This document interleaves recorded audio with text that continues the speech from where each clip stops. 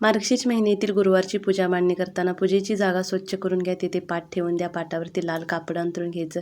पाटाच्या पुढे रांगोळी काढून घ्यायची. अगोदर दिवा लावून घ्यायचा. दिव्याला हळदी कुंकू अक्षता फूल वाहून नमस्कार करून घ्यायचा. गणपती बाप्पांची स्थापना करायची. गणपती बाप्पांची मूर्ती असेल तर मूर्ती घ्या. मूर्ती नसेल तर परिस्वरूप गणपती बाप्पा घेतले तरीही चालतात.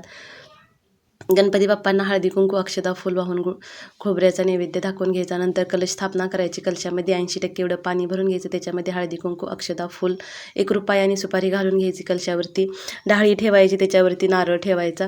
कलशाला हळदी कुंकू अक्षता फूल वाहून नमस्कार करायचा. लक्ष्मी मातेचं मूर्ती असेल तर मूर्ती घ्या. मूर्ती नसेल तर फोटो घेतला तरी चालतं.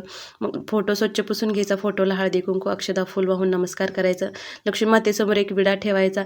दूध साखरेचा नैवेद्य दाखवून घ्यायचा. काही फळं असतील तर त्याचाही नैवेद्य दाखवून घ्यायचा. नंतर धूप दीप लावून आरती करून घ्यायची. कथा वाचून घ्यायची. याचा डिटेल व्हिडिओ चॅनलवरती अपलोड केलेला आहे. नक्की जाऊन बघा.